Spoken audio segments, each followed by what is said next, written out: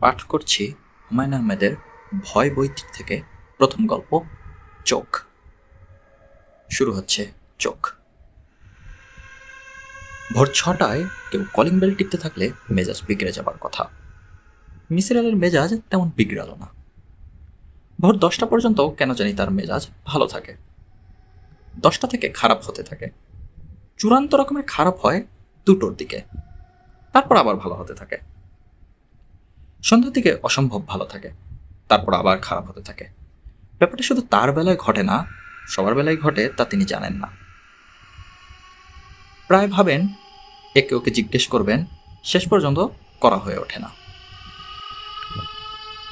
তার চরিত্রের সবচেয়ে বড় রকমের দুর্বল দিক হচ্ছে পরিচিত কারোর সঙ্গে কথা বলতে ভালো লাগে না। অপরিচিত মানুষের সঙ্গে দীর্ঘ সময় কথা বলতে পারেন, কথা বলতে ভালোও লাগে। সেদিন রিক্সা করে আসতে আসতে রিক্সাওয়ালাদের সঙ্গে অতি উচ্চ শ্রেণীর কিছু কথাবার্তা চালিয়ে গেলেন। রিক্সাওয়ালার বক্তব্য হচ্ছে, পৃথিবীর যত সব অশান্তি সবের মূলে আছে মেয়ে ছেলে। মিসির আলি বললেন, এইরকম মনে হওয়ার কারণ কি? রিক্সাওয়ালা অত্যন্ত উৎসাহের সাথে বললেন, চাচা মিয়া, এই দেখেন আমারে, আইজ আমি রিক্সা চালাই। এর কারণ কি? এর কারণ বেবি হাওয়া। বেবি হাওয়া যদি কুবুদ্ধি দিয়া বাবা আদমরে কদম ফল না খাওয়াইতো, তাইলে আইজ আমি থাকতাম বেহেশতে। বেহেশতে তো আর রিক্সা চালানির কোনো বিষয় নাই। কি কন চাচা মিয়া? গন্ধম ফল খাওয়ানোর কারণেই তো আইজ আমি দুনিয়ায় আইসা পড়লাম। মিসির আলি রিক্সাওয়ালার কথাবার্তায় চমৎকৃত হলেন। পরবর্তী 10 মিনিট তিনি রিক্সাওয়ালাকে যা বললেন তার মূল কথা হলো, নারীর কারণে আমরা যদি স্বর্গ থেকে বিতাড়িত হয়ে থাকি, তাহলে নারীই পারে আবার আমাদের স্বর্গে ফিরিয়ে নিয়ে যেতে। রিক্সাওয়ালা কি বুঝলো কে জানে। তার শেষ বক্তব্য ছিল, যাই কন চাচা মিয়া, মেয়ে মানুষ আসলে সুবিধার জিনিস না। কলিং বেল আবার বাজছে। মিসির আলি বেল টেপার ধরন থেকে অনুমান করার চেষ্টা করলেন কে হতে পারে। ভিখারি হবে না, ভিখারিরা এত ভোরে বের হয় না। ভিক্ষাবৃত্তি যাদের পেশা, তারা পরিশ্রান্ত হয়ে গভীর রাতে ঘুমোতে যায়। ঘুম ভাঙতে সেই কারণেই দেরি হয়। পরিচিত কেউ হবে না, পরিচিতরা এত ভোরে আসবে না। তাকে ঘুম থেকে ডেকে তুলতে পারে এমন ঘনিষ্ঠতা তার সঙ্গে কারোরই নেই। যে এসেছে সে অপরিচিত, অবশ্যই মহিলা। পুরুষরা কলিং বেলের বোতাম অনেকক্ষণ চেপে ধরে থাকে, মেয়েরা তা পারে না। মেয়েটির বয়স অল্প, তাও অনুমান করা যাচ্ছে। অল্প বয়স্ক মেয়েদের মধ্যে এক ধরনের ছটফটে ভাব থাকে। তারা অল্প সময়ের মধ্যে বেশ কয়েকবার বেল টিপবে, নিজেদের অস্থিরতা ছড়িয়ে দেবে কলিং বেলে। মিসির আলি পাঞ্জাবি গায়ে দিয়ে দরজা খুললেন। বিস্মিত হয়ে দেখলেন তার অনুমান সম্পূর্ণ ভুল প্রমাণ করে মাঝবয়সী এক ভদ্রলোক দাঁড়িয়ে আছেন। পেটে খাটো একটা মানুষ, গায়ে সাফারি, চোখে সানগ্লাস। এত ভোরে কেউ সানগ্লাস পরে না। এই লোকটি কেন পড়েছে কে জানে। স্যার, আসসালামু আলাইকুম। ওয়ালাইকুম আসসালাম। আপনার নাম কি মিসির আলি? জি। আমি কি আপনার সঙ্গে খানিকক্ষণ কথা বলতে পারি? মিসির আলি কি বলবেন মনস্থির করতে পারলেন না। লোকটিকে তিনি পছন্দ করছেন না, তবে তার মধ্যে এক ধরনের আত্মবিশ্বাস লক্ষ্য করছেন যা তার ভালো লাগছে। আত্মবিশ্বাস ব্যাপারটা আজকাল আর দেখাই যায় না। লোকটি শান্ত গলায় বলল, আমি আপনার কিছুটা সময় নষ্ট করব ঠিকই, তবে তার জন্য আমি পে করব। পে করবেন? জি, প্রতি ঘন্টায় আমি আপনাকে 1000 টাকা করে দেব। আশা করি আপনি আপত্তি করবেন না। আমি কি ভিতরে আসতে পারি? আসুন।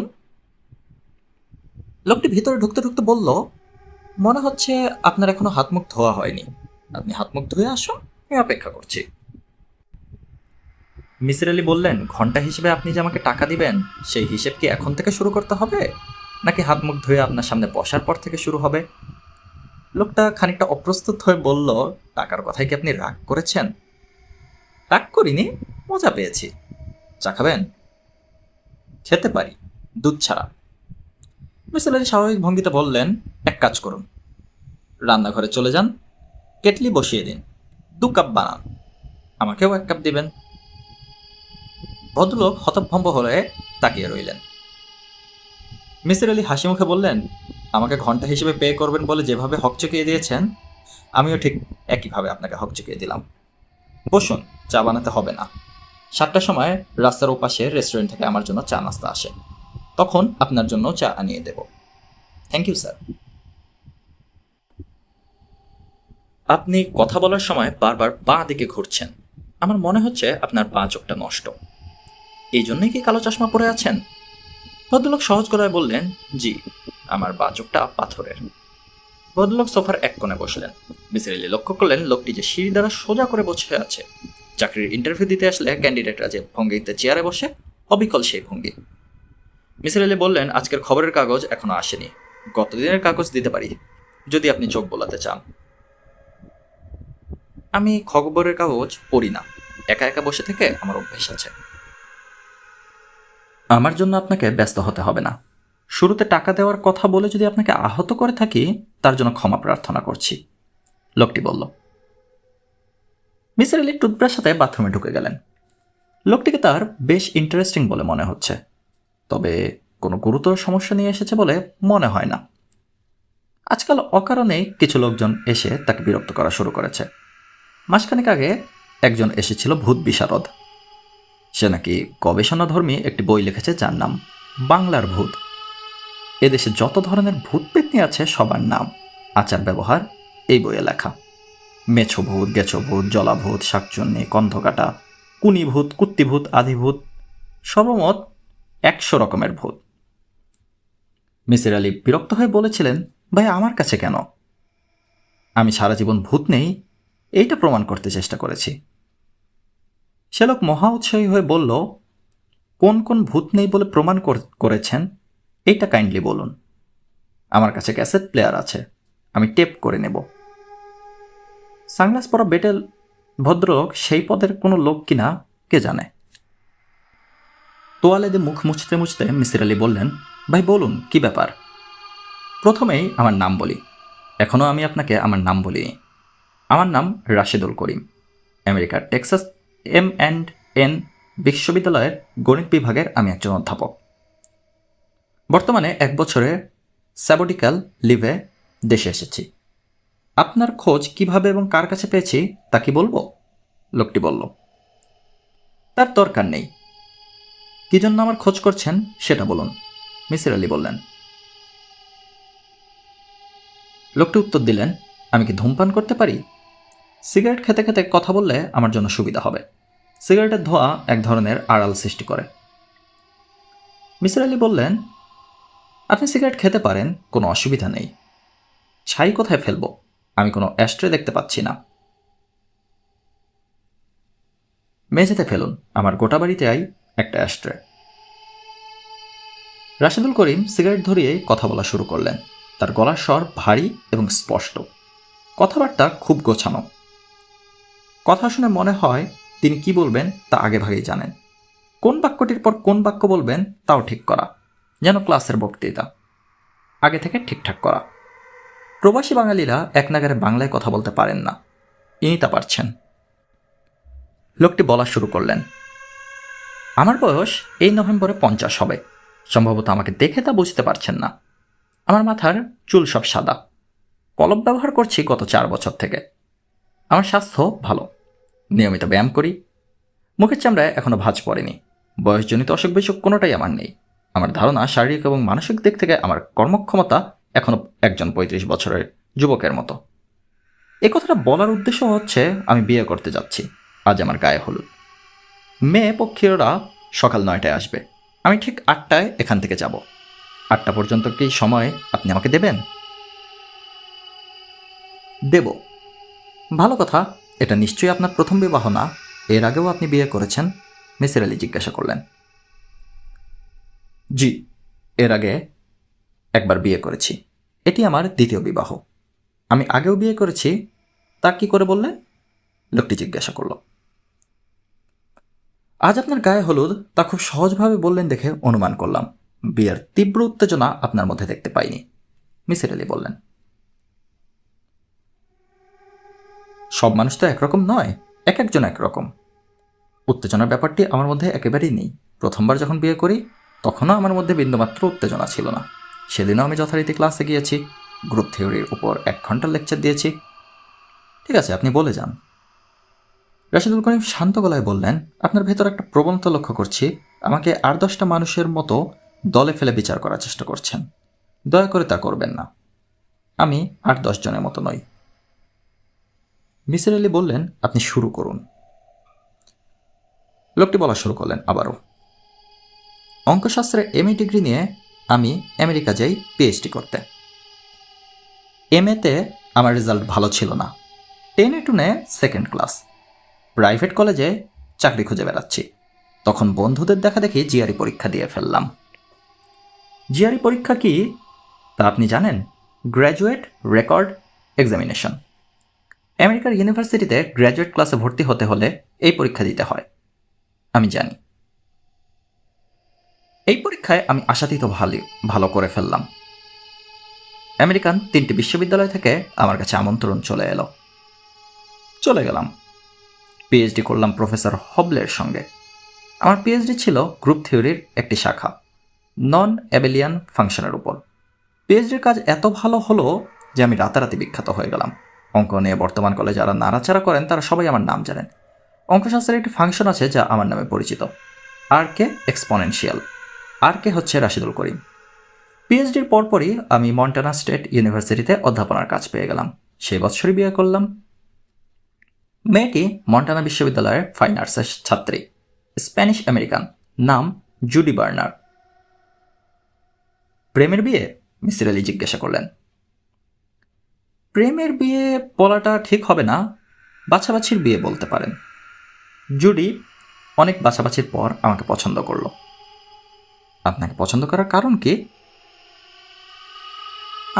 আমি ঠিক অপছন্দ করার মতো মানুষ সেই সময় ছিলাম না।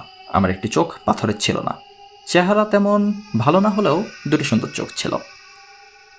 আমার মা বলতেন রাশিদের চোখে জন্মকাজল পরানো। সুন্দর চোখের ব্যাপারটা অবশ্য ধর্তব্য নয়। আমেরিকান তরুণীরা প্রেমিকদের সুন্দর চোখ নিয়ে মাথা ঘামায় না। তারা দেখে প্রেমিক কি পরিমাণ টাকা করেছে এবং ভবিষ্যতে কি পরিমাণ টাকা সে করতে পারবে। সেদিক থেকে আমি মোটামুটি আদর্শ স্থানীয় বলা চলে। 30 বছর বয়সে একটি আমেরিকান বিশ্ববিদ্যালয়ে ফ্যাকাল্টি পজিশন পেয়ে গেছি। টেনিওর পেতেও কোনো সমস্যা হবে না। জুডি স্বামী হিসেবে আমাকে নির্বাচন করলো। আমার দিক থেকে আপত্তির কোনো কারণ ছিল না। জুডি চমৎকার একটি মেয়ে। শতবৎসর সাধনার ধন হয়তো নয়, তবে বিনা সাধনায় পাওয়ার মতো মেয়েও নয়। বিয়ের 7 দিনের মাথায় আমরা হানিমুন করতে চলে গেলাম স্যান ফ্রান্সিসকো। উঠলাম হোটেল বেডফোর্ডে। দ্বিতীয় রাত্রির ঘটনা। ঘুমোচ্ছিলাম, কান্নার শব্দে ঘুম ভেঙে গেল। তাকিয়ে দেখি পাশে জুটি নেই। ঘড়িতে রাত 3:10 বাজছে। বাথরুমের দরজা বন্ধ, সেখান থেকে ফুপিয়ে কান্নার শব্দ আসছে। আমি বিস্মিত হয়ে উঠে গেলাম। দরজা ধাক্কা দিয়ে বললাম, কি হয়েছে জুডি, কি হয়েছে? কান্না থেমে গেল, তবে জুডি কোনো জবাব দিল না। অনেক ধাক্কাধাক্কির পর সে দরজা খুলে হতভম্ব হয়ে আমাকে দেখতে থাকলো। আমি বললাম, কি হয়েছে? সে ক্ষীণ স্বরে বলল, ভয় পেয়েছি। কিসের ভয়? জানি না কিসের ভয়। ভয় পেয়েছে তো আমাকে ডেকে তোলো না কেন? বাথরুমের দরজা বন্ধ করে এখানে বসেছিল কেন? জুডি জবাব দিল না, একদৃষ্টে আমার দিকে তাকিয়ে থাকলো। আমি বললাম, ব্যাপারটা কি আমাকে খুলে বলো তো। সকালে বলবো, জুডি বলল। না, এখনই বলো, কি দেখে ভয় পেয়েছ? জুডি অস্পষ্ট স্বরে বলল, তোমাকে দেখে। আমাকে দেখে ভয় পেয়েছ মানে? আমি কি করেছি? জুডি বলল, তা হচ্ছে রাত্রে তার ঘুম ভেঙে যায়। হোটেলের ঘরে নাইট লাইট জ্বলছিল। এই আলোয় সে দেখে তার পাশে যে শুয়ে আছে সে কোনো জীবন্ত মানুষ নয়, মৃত মানুষ। মৃত মানুষের গা থেকে যে শবদেহের গন্ধ বেরোচ্ছে। সে ভয়ে কাঁপতে থাকে, তবু সাহসে হাত বাড়িয়ে মানুষটিকে স্পর্শ করে। স্পর্শ করেই চমকে ওঠে, কারণ তার মানুষটির শরীর বরফের মতোই শীতল। সে পুরোপুরি নিশ্চিত হয়ে যায় যে আমি মারা গেছি।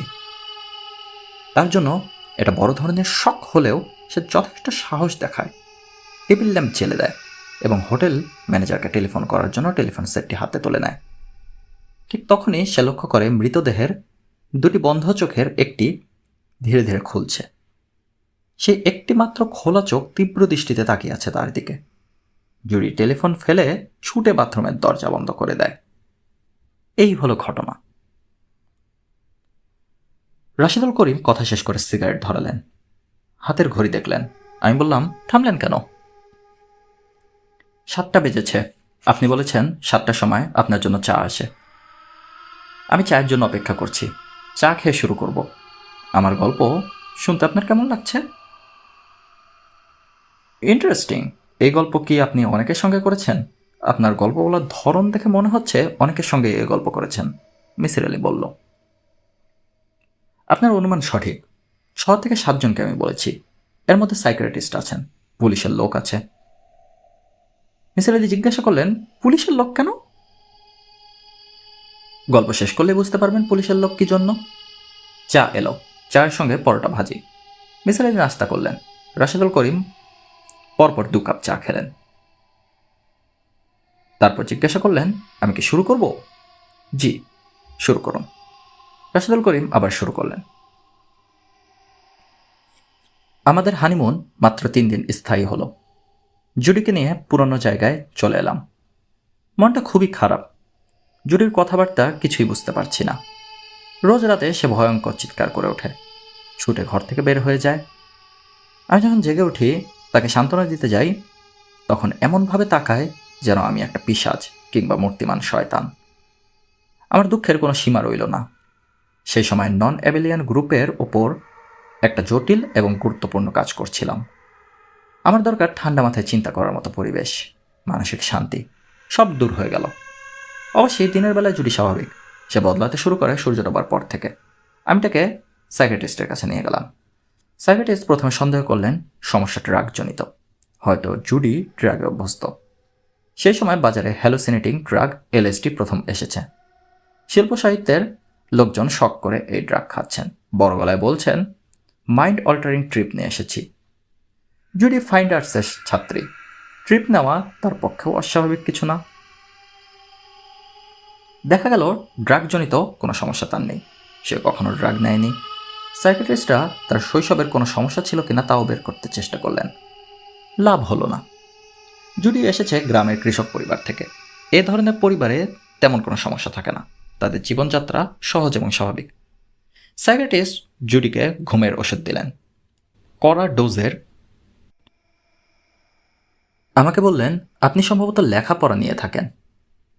স্ত্রীর প্রতি, বিশেষ করে নববিবাহিত স্ত্রীর প্রতি যতটা সময় দেওয়া দরকার তা দিচ্ছেন না। আপনার প্রতি আপনার স্ত্রীর এক ধরনের ক্ষোভ জন্মগ্রহণ করেছে। সে যা বলছে তা ক্ষোভেরই বহিঃপ্রকাশ। জুডির কথা একটাই, আমি ঘুমোবার পর আমার দেহে প্রাণ থাকে না। একজন মৃত মানুষের শরীর যেমন অসাড় পড়ে থাকে, আমার শরীরও সেরকম পড়ে থাকে। ঘুমের মধ্যে মানুষ হাত নাড়ে, পা নাড়ে, আমি কিছুই করি না। নিঃশ্বাস পর্যন্ত ফেলি না। গা হয়ে যায় বরফের মতো শীতল। একসময় গা থেকে মৃত মানুষের শরীরের পচা গন্ধ বেরোতে থাকে এবং তখন আচমকা আমার পা চোখ খুলে যায়। সেই চোখে আমি এক দৃষ্টিতে তার দিকে তাকিয়ে থাকি। সে চোখের দৃষ্টি সাপের মতো কুটিল। জুরির কথা শুনে শুনে আমার ধারণা হলো, হতেও তো পারে। জগতে কত রহস্যময় ব্যাপারই তো ঘটে। হয়তো আমার নিজেরই কোনো সমস্যা আছে। আমিও ডাক্তারের কাছে গেলাম, স্লিপ অ্যানালিস্ট। জানার উদ্দেশ্য একটাই, ঘুমের মধ্যে আমার শারীরিক পরিবর্তন হয় কিনা। ডাক্তার পুঙ্খানুপুঙ্খভাবে পরীক্ষা করলেন। একবার না, বারবার করলেন। দেখা গেল আমার ঘুম 8-10টা মানুষের ঘুমের চেয়ে আলাদা নয়। ঘুমের মধ্যেও আমি হাত পা নাড়ি। অন্য মানুষদের যেমন ঘুমের 3টা স্তর পার হতে হয়, আমারও হয়। ঘুমের সময় 8-10টা মানুষের মতো। আমার শরীরের উত্তাপ 8 ডিগ্রি হ্রাস পায়। আমিও অন্য সবার মতো স্বপ্ন ও দুঃস্বপ্ন দেখি। যদি সব দেখে শুনে বলল, ডাক্তাররা জানে না, ডাক্তাররা কিছুই জানে না। আমি জানি তুমি আসলে মানুষ না। দিনের বেলায় তুমি মানুষ থাকো, সূর্য ডোবার পর থাকো না। আমি জিজ্ঞাসা করলাম, আমি কি হই? জুরি বলল, তুমি পিশাচ বা এই জাতীয় কিছু হয়ে যাও। আমি বললাম, এভাবে তো বাস করা সম্ভব না, তুমি বরং আলাদা থাকো। খুব আশ্চর্যের ব্যাপার, জুরি তাতে রাজি হলো না। অতি তুচ্ছ কারণে আমেরিকানদের বিয়ে ভাঙে। স্বামীর পছন্দ হলুদ রঙের বিছানার চাদর, স্ত্রীর পছন্দ নীল রং। ভেঙে গেল বিয়ে। আমাদের এত বড় সমস্যা, কিন্তু বিয়ে ভাঙল না। আমি বেশ কয়েকবার তাকে বললাম, জুডি, তুমি আলাদা হয়ে যাও, ভালো দেখে একটা ছেলেকে বিয়ে করো, সারা জীবন তোমার সামনে পড়ে আছে, তুমি এইভাবে জীবন নষ্ট করতে পারো না। জুডি প্রতিবারই বলে, যাই হোক, যত সমস্যাই হোক, আমি তোমাকে ছেড়ে যাব না, আই লাভ ইউ। আমি গল্পের প্রায় শেষ পর্যায়ে চলে এসেছি। শেষ অংশটি বলার আগে আমি আপনাকে আমার চোখের দিকে তাকাতে অনুরোধ করব। দয়া করে আমার চোখের দিকে তাকান। রাশিদুল করিম সানগ্লাস খুলে ফেললেন। মিসির আলি তৎক্ষণাৎ বললেন, আপনার চোখ সুন্দর, সত্যিই সুন্দর। আপনার মা যে বলতেন চোখে জন্ম কাজল, ঠিকই বলতেন। রাশিদুল করিম বললেন, পৃথিবীর সবচেয়ে সুন্দর চোখ কার ছিলেন জানেন? ক্লিওপেট্রার। অধিকাংশ মানুষেরই তাই ধারণা। এ ধারণা সত্যি নয়। পৃথিবীর সবচেয়ে সুন্দর চোখ ছিল বুদ্ধদেবের পুত্র কুণালের। ইংরেজ কবি শেলির চোখও খুব সুন্দর ছিল। আমার স্ত্রীর ধারণা, এই পৃথিবীতে সবচেয়ে সুন্দর চোখ আমার। জুরি বলতো, এই চোখের কারণেই সে কোনোদিন আমাকে ছেড়ে যেতে পারবে না। রাশিদুল করিম সানগ্লাস চোখে দিয়ে বললেন, গল্পের শেষ অংশ বলার আগে আমি আপনাকে ক্ষুদ্র ধন্যবাদ দিতে চাচ্ছি। নিসার আলি বিস্মিত স্বরে বললেন, কি জন্য বলুন তো? রাশিদুল করিম বললেন, কাউকে যখন আমি আমার চোখের দিকে তাকাতে বলি, সে আমার পাথরের চোখের দিকে তাকিয়ে থাকে। আপনি প্রথম ব্যক্তি যিনি একবারও আমার পাথরের চোখের দিকে তাকাননি।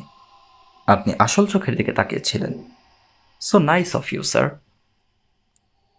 রাশিদুল করিমের গলা মুহূর্তের জন্য হলেও ভারী হয়ে গেল। তিনি অবশ্য চট করে নিজেকে সামলে নিয়ে বললেন, আটটা পায়ে বাঁচতে চলল, গল্পের শেষটা বলি। জুডির অবস্থা ক্রমেই খারাপ হতে থাকলো। কড়া ডোজের ঘুমের ওষুধ খেয়ে ঘুমোতে যায়। 2-1 ঘন্টা ঘুম হয়, বাকি সারা রাত জেগে বসে থাকে। মাঝে মাঝে চিৎকার করে ছুটে ঘর থেকে বের হয়ে যায়। বারান্দায় দাঁড়িয়ে ফুপিয়ে ফুপিয়ে কাঁদে। এমনই এক রাতের ঘটনা। জুলাই মাস, রাত 3:30টার মতো হবে। জুডির ব্যথা পুরোপুরি খারাপ হয়ে গেল। সে আমার বাঁ চোখটা গেলে দিল। আমি ঘুমোচ্ছিলাম, নারকীয় যন্ত্রণায় চিৎকার করে উঠলাম। সেই ভয়াবহ কষ্টের কোনো পরিসীমা নেই। রাশিদুল করিম চুপ করলেন। তার কপালে বিন্দু বিন্দু ঘাম জমতে লাগলো। মিসির আলি বললেন, কি দিয়ে চোখ গেলে দিলেন? রাশিদুল করিম বললেন, সুচালো পেন্সিল দিয়ে। আমার মাথার বালিশের নিচে প্যাড এবং পেন্সিল থাকে। তখন গ্রুপ থিওরি নিয়ে গভীর চিন্তায় ছিলাম। মাথায় যদি কিছু আসে, তা লিখে ফেলার জন্য বালিশের নিচে প্যাড এবং পেন্সিল রাখতাম। আপনার স্ত্রী ঘটনা প্রসঙ্গে কি বক্তব্য দিয়েছেন? তার মাথা পুরোপুরি নষ্ট হয়ে গেছিল। সে কিছুই বলেনি, শুধু চিৎকার করেছে। তার একটাই বক্তব্য, এই লোকটা পিশাচ, আমি প্রমাণ পেয়েছি। কেউ বিশ্বাস করবে না, কিন্তু আমার কাছে প্রমাণ আছে। কি প্রমাণ আছে? তাকে কখনো জিজ্ঞাসা করা হয়েছে?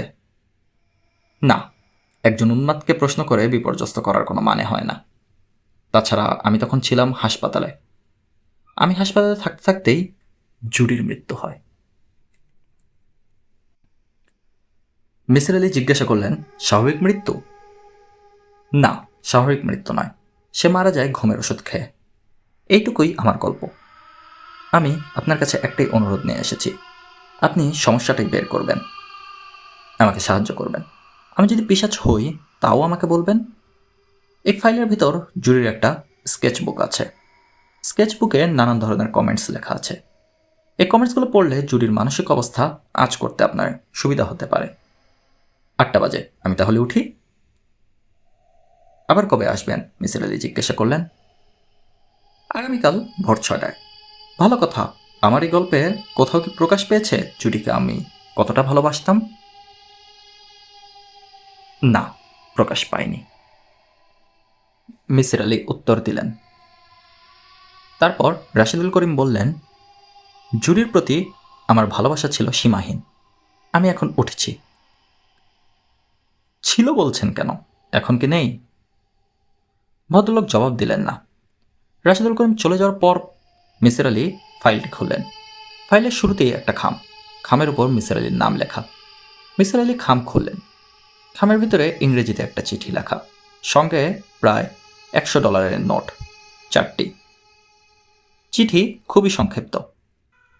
প্রিয় মহোদয়, আপনার সার্ভিসের জন্য সম্মানী বাবদ কিছু দেওয়া হলো।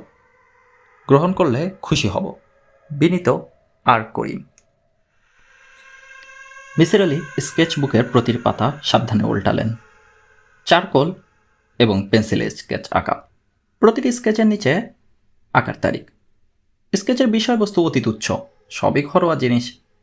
একজোড়া জুতা, মলার ছেঁড়া বই, টিভি, বুকশেলফ। স্কেচবুকের শেষের দিকে শুধুই চোখের ছবি। বিড়ালের চোখ, কুকুরের চোখ, মাছের চোখ এবং মানুষের চোখ।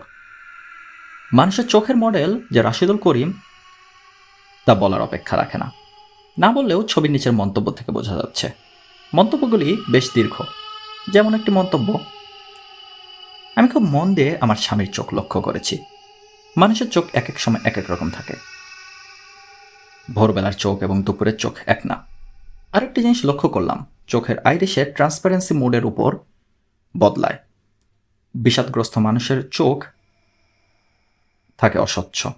মানুষ যতই আনন্দিত হতে থাকে তার চোখের আইরিশ ততই স্বচ্ছ হতে থাকে। আমার এই অবজারভেশন কতটুকু সত্য তা বলতে পারছি না। মেয়েটি মাঝে মাঝে তার মনের অবস্থাও লিখেছে, অনেকটা ডায়েরি লেখার ভঙ্গিতে। মনে হয় হাতের কাছে ডায়েরি না থাকায় স্কেচ বুকে লিখে রেখেছে। সব লেখাই পেন্সিলে, প্রচুর কাটাকুটি আছে। কিছু লাইন রাবার দিয়ে ঘষে তুলে ফেলাও হয়েছে। 18/8/82। আমি ভয়ে অস্থির হয়ে আছি। নিজেকে বোঝানোর চেষ্টা করছি এই ভয় অমূলক। বুঝাতে পারছি না। আমি আমার স্বামীকে ভয় পাচ্ছি, এই তথ্য স্বভাবতই স্বামী বেচারার জন্য সুখকর না। সে নানানভাবে আমাকে সান্ত্বনা দেওয়ার চেষ্টা করছে। কিছু কিছু চেষ্টা বেশ হাস্যকর। আজ আমাকে বলল, জুডি, আমি ঠিক করেছি এখন থেকে রাতে ঘুমোবো না। আমার অঙ্কের সমস্যা নিয়ে ভাবব, লেখালেখি করব। তুমি নিশ্চিন্ত হয়ে ঘুমাও, আমি দিনের বেলায় ঘুমাবো। একজন মানুষের জন্য 4 ঘন্টা ঘুমই যথেষ্ট। নেপোলিয়ান মাত্র 3 ঘন্টা ঘুমাতেন। আমি এই গম্ভীর স্বল্পভাষী লোকটাকে ভীষণ ভালোবাসি। ভালোবাসি ভালোবাসি ভালোবাসি।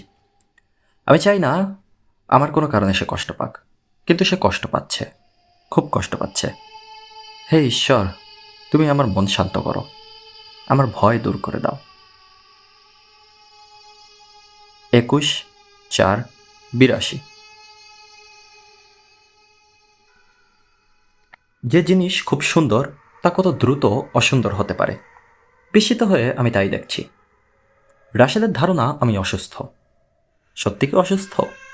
আমার মনে হয় না, কারণ এখনও ছবি আঁকতে পারছি। একজন অসুস্থ মানুষ আর যাই পারুক ছবি আঁকতে পারে না। গত 2 দিন ধরে ওয়াটার কালারে বাসার সামনে চেরি গাছের ফুল আঁকার চেষ্টা করছিলাম।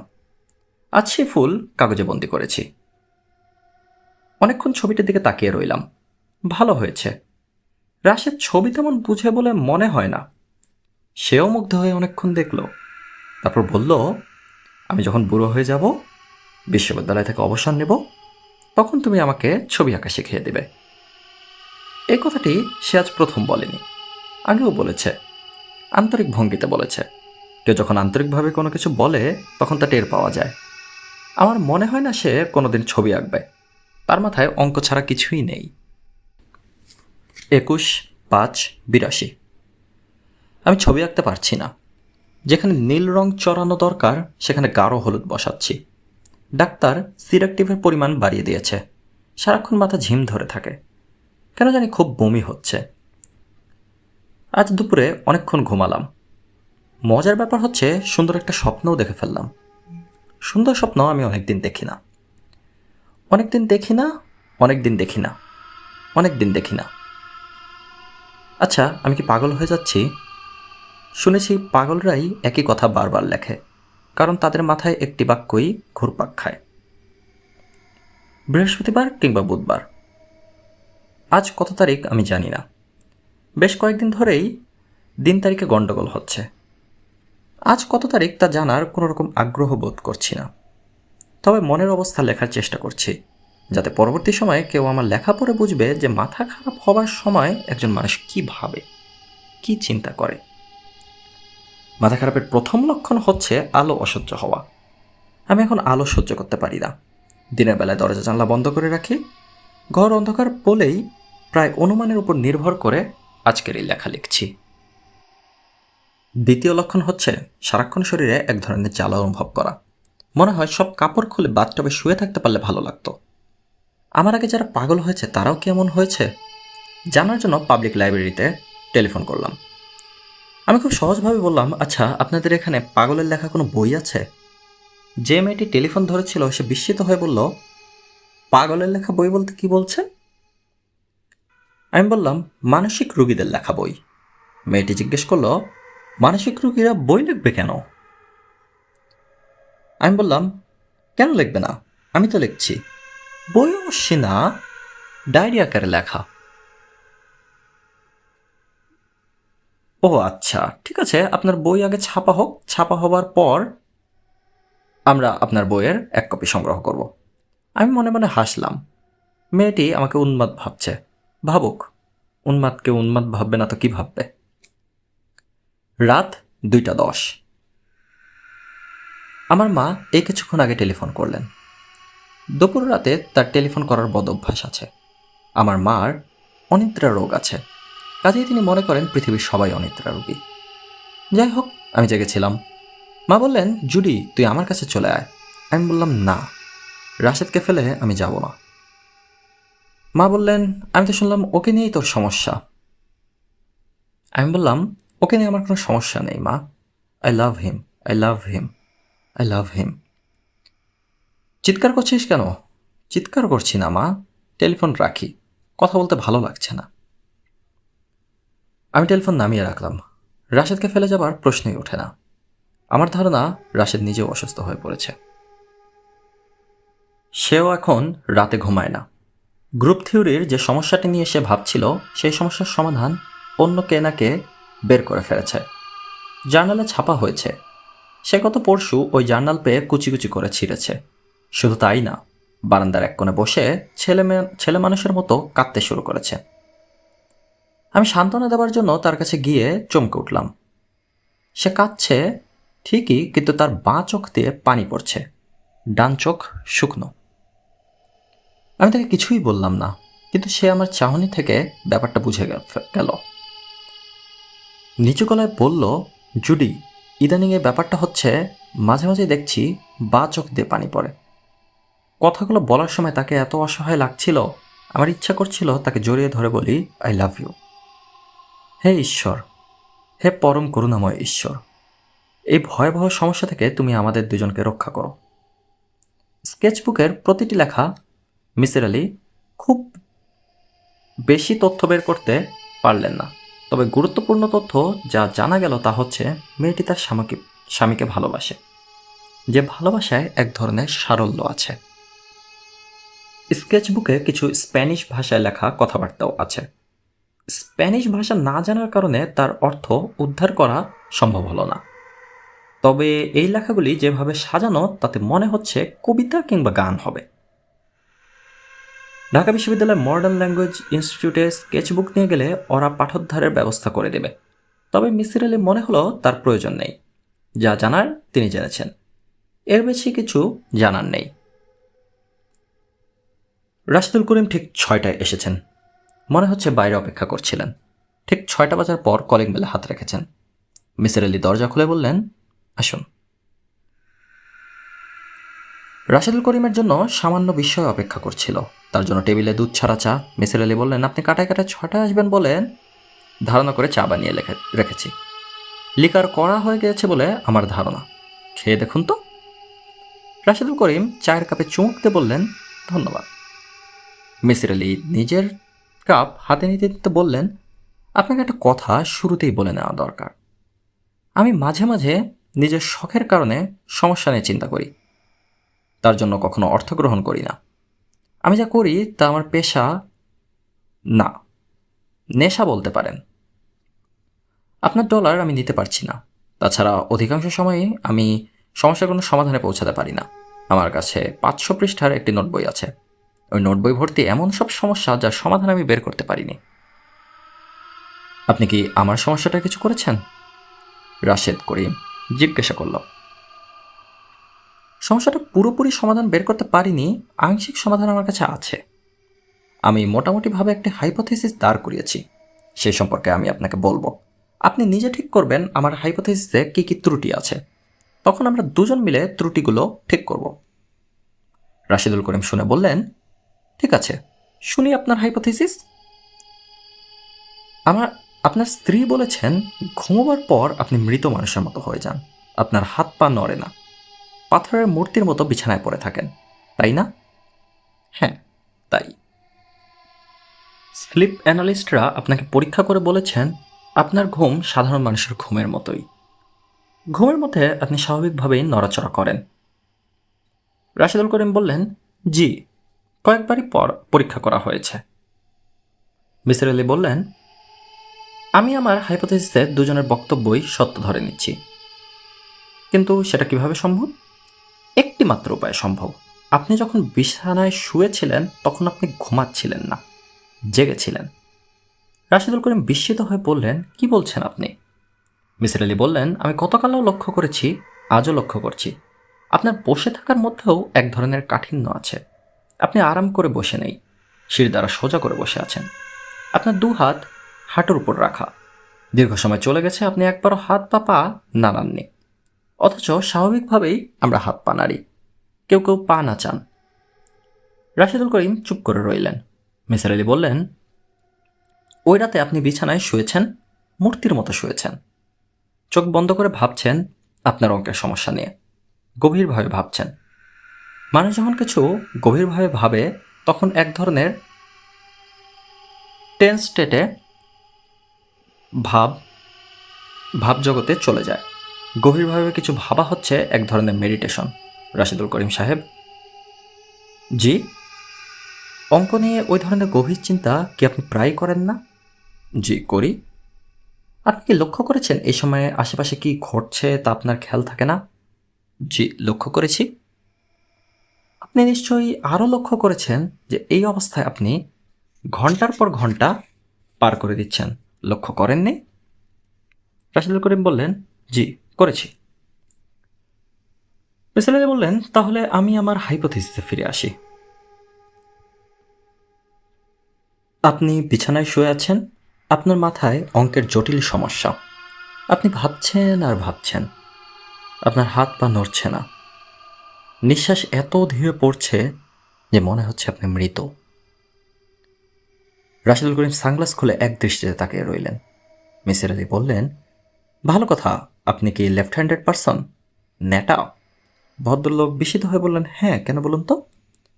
আমার হাইপোথিসিসের জন্য লেফট হ্যান্ডেড পারসন হওয়া খুবই প্রয়োজন। কেন? বলছি, তার আগে শুরুতে যা বলছিলাম সেখানে ফিরে যাই। দৃশ্যটি আপনি দয়া করে কল্পনা করুন। আপনি এক ধরনের ট্রেন্স অবস্থায় আছেন, আপনার স্ত্রী জেগে আছে, ভীত চোখে আপনাকে দেখছেন। আপনার এই অবস্থার সঙ্গে তার পরিচয় নেই, তিনি ভয়ে অস্থির হয়ে গেলেন। তার ধারণা হলো আপনি মারা গেছেন। তিনি আপনার গায়ে হাত দিয়ে আরও ভয় পেয়ে গেল, কারণ আপনার গা হিমশীতল। রাশিদুল করিম জিজ্ঞেস করলেন, গা হিমশীতল হবে কেন? মিসির আলি বললেন, মানুষ যখন গভীর ট্রেন্স স্টেটে চলে যায় তখন তার হার্টবিট কমে যায়, নিঃশ্বাস প্রশ্বাস ধীরে বয়, শরীরের টেম্পারেচার 2 থেকে 3 ডিগ্রি পর্যন্ত নেমে যায়। এইটুকু নেমে যাওয়া মানে অনেকখানি নেমে যাওয়া। যাই হোক, আপনার স্ত্রী আপনার গায়ে হাত দেওয়ার কিছুক্ষণের মধ্যেই আপনি তাকালেন কিন্তু এক চোখ মেলে, বা চোখে। ডান চোখটি তখনও বন্ধ। রাশিদুল করিম অবাক হয়ে জিজ্ঞেস করলেন, কেন? ব্যাখ্যা করছি, রাইট হ্যান্ডেড পার্সন যারা আছে তারা এক চোখ বন্ধ করে অন্য চোখে তাকাতে বললে তারা বা চোখ বন্ধ করে ডান চোখে তাকাবে। ডান চোখ বন্ধ করে বা চোখে তাকানো তাদের পক্ষে সম্ভব না। এটা সম্ভব শুধু যারা ন্যাটা তাদের জন্যই। আপনি লেফট হ্যান্ডেড পার্সন, আপনি এক ধরনের গভীর ট্রেন্স স্টেটে আছেন। আপনি আপনার স্ত্রী আপনার গায়ে হাত রেখেছেন, আপনি কি হচ্ছে জানতে চাচ্ছেন, চোখ মেলছেন, দুটি চোখ মেলতে চাচ্ছেন না, গভীর আলসে একটা চোখ কোনো মতে মেললেন। অবশ্যই সেই চোখটা হবে বা চোখ। আমার যুক্তি কি গ্রহণযোগ্য বলে মনে হচ্ছে? রাশিদুল করিম হ্যাঁ না কিছুই বললেন না। মিসির আলি বললেন, আপনার স্ত্রী আরও ভয় পেলেন। সে ভয় তার রক্তে মিশে গেল, কারণ শুধুমাত্র একবার এই ব্যাপারটা ঘটেনি, অনেকবার ঘটেছে। আপনার কথা থেকেই আমি জেনেছি সেই সময়ের অঙ্কের একটি জটিল সমাধান নিয়ে আপনি ব্যস্ত। আপনার সমস্ত চিন্তা চেতনায় আছে অঙ্কের সমাধান, নতুন কোনো থিওরি নয় কি?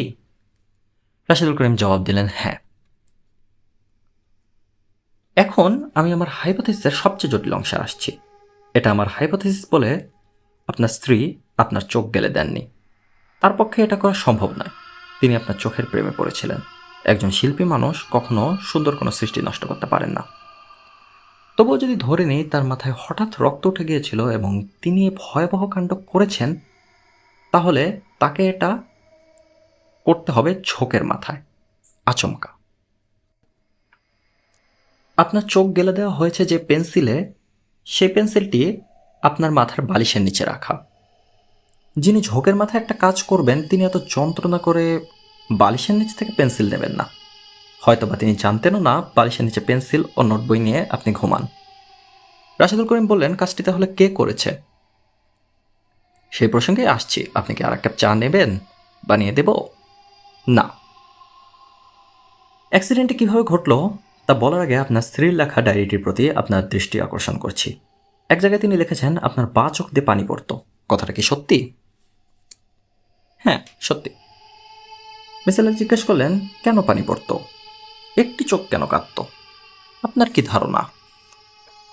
রাশিদুল করিম বললেন, আমার কোনো ধারণা নেই, আপনার ধারণাটি বলুন। আমি অবশ্যই ডাক্তারের সঙ্গে কথা বলেছিলাম। ডাক্তার বলেছে এটা তেমন গুরুত্বপূর্ণ কিছু না। যে গ্ল্যান্ড চোখের জল নিয়ন্ত্রণ করে সেই গ্ল্যান্ড বা চোখে বেশি কার্যক্ষম ছিল। মিসেল বললেন, এটা একটা মজার ব্যাপার। হঠাৎ কেন বা চোখের গ্ল্যান্ড কর্মক্ষম হয়ে পড়ল? আপনি মনে মনে এই চোখে আপনার সব রকম অশান্তির মূল বলে চিহ্নিত করার জন্যই কি এটা হলো? আমি ডাক্তার নই, শরীরবিদ্যা জানি না। তবে আমি দুজন বড় বড় ডাক্তারের সাথে কথা বলেছি। তারা বলেছে এটা হতে পারে, মোটেই অস্বাভাবিক কিছু নয়। গ্ল্যান্ড নিয়ন্ত্রণ করে মস্তিষ্ক, একটি চোখকে অপছন্দও করছে মস্তিষ্ক। রাশিদুল করিম জিজ্ঞেস করলেন, তাতে কি প্রমাণ হচ্ছে? মিসির আলী কিছুক্ষণ চুপচাপ থেকে বললেন, তাতে একটি জিনিসই প্রমাণিত হচ্ছে, আপনার বা চোখ আপনি নিজেই নষ্ট করেছেন। অনেকক্ষণ চুপচাপ থেকে রাশিদুল করিম ভাঙা ভাঙা গলায় বললেন, কি বলছেন আপনি? কনশাস অবস্থায় আপনি ভয়ঙ্কর কাজটি করেননি, করেছেন সাবকনশাস অবস্থায়। কেন করেছেন তাও বলি। আপনি আপনার স্ত্রীকে অসম্ভব ভালোবাসেন। সে স্ত্রী আপনার কাছ থেকে দূরে সরে যাচ্ছেন। কেন দূরে সরে যাচ্ছেন? কারণ তিনি ভয় পাচ্ছেন আপনার বা চোখকে। আপনি আপনার স্ত্রীকে হারাচ্ছেন বা চোখের জন্য। আপনার ভেতরে রাগ অভিমান জমতে শুরু করেছে। সে রাগ আপনার ভেতরে নিজের একটি প্রত্যঙ্গের উপর, চোখের উপর। সে রাগের সঙ্গে যুক্ত হয়েছে প্রচণ্ড হতাশা। আপনি যে বিষয় নিয়ে গবেষণা করছেন সেই গবেষণা অন্য একজন করে ফেলেছেন। জার্নালে তা প্রকাশিত হয়ে গেছে। আপনার চোখ সমস্যা তৈরি না করলে এরকম ঘটত না। নিজেই গবেষণাটা শেষ করতে পারতেন। সব কিছুর জন্য দায়ী হলো চোখ। মিসির আলী আরেকটি সিগারেট ধরাতে ধরাতে বললেন, আমার এই হাইপোথিসিসের পিছনে আর একটা শক্ত যুক্তি আছে। যুক্তিটি বলেই আমি কথা শেষ করব। রাশিদুল করিম বললেন, বলুন। আপনার স্ত্রী পুরোপুরি মস্তিষ্ক বিকৃত হবার পরে যে কথাটা বলতো তা হলো, এই লোকটা পিশাচ, আমার কাছে প্রমাণ আছে। কেউ আমার কথা বিশ্বাস করবে না, কিন্তু প্রমাণ আছে। তিনি এই কথাটা বলতেন কারণ পেন্সিল দিয়ে নিজের চোখ নিজে গেলে দেওয়ার এই দৃশ্যটি তিনি দেখেছেন। আমার হাইপোথিসিস আমি আপনাকে বললাম, এর বেশি আমার কিছু বলার নেই। রাশেদুল করিম দীর্ঘ সময় চুপ করে রইলেন। মিসির আলী আরেকবার বললেন, ভাই চা করব? চা খাবেন? তিনি এই প্রশ্নেরও জবাব দিলেন না। উঠে দাঁড়ালেন, চোখে সানগ্লাস পরলেন, শুকনো গলায় বললেন, যাই। মিসির আলী বললেন, মনে হচ্ছে আমি আপনাকে আহত করেছি, কষ্ট দিয়েছি। আপনি কিছু মনে করবেন না, নিজের ওপরও রাগ করবেন না। আপনি যা করেছেন প্রচণ্ড ভালোবাসা থেকেই করেছেন। রাশিদুল করিম হাত বাড়িয়ে মিসির আলী হাত ধরে ফেলে বললেন, আমার স্ত্রী বেঁচে থাকলে তার সঙ্গে আপনার পরিচয় করিয়ে দিতাম। আপনি দেখতেন কি চমৎকার একটি মেয়ে ছিল সে, এবং সেও দেখত আপনি কত অসাধারণ একজন মানুষ। ওই দুর্ঘটনার পর জুরির প্রতি তীব্র ঘৃণা নিয়ে আমি বেঁচেছিলাম। আপনি অন্যায় ঘৃণা থেকে তাকে মুক্ত দিয়েছেন। জুডির হয়ে আমি আপনাকে ধন্যবাদ জানাচ্ছি। ভদ্রলোকের গলা ধরে এলো। তিনি চোখে থেকে সানগ্লাসটি খুলে ফেললেন। মিসির আলি সাহেব ভাই, দেখুন, আমার দুটি চোখ থেকে এখন পানি পড়ছে। চোখ পাথরের হলেও চোখের অশ্রুগ্রন্থি এখনও কার্যক্ষম। 20 বছর পর এই ঘটনা ঘটল। আচ্ছা ভাই, যাই। 2 বছর পর আমেরিকা থেকে বিমান ডাকে মিসির আলি বড় একটি প্যাকেট পেলেন। সেই প্যাকেটে জল রঙে আঁকা চেরি গাছের একটি অপূর্ব ছবি। ছবির সাথে একটি নোট। রাশেদুল করিম সেখানে লিখেছেন, আমার সবচেয়ে প্রিয় জিনিসটি আপনাকে দিতে চাচ্ছিলাম। এই ছবিটির চেয়ে প্রিয় কিছু এই মুহূর্তে আমার কাছে নেই, কোনোদিন হবে বলেও মনে হয় না।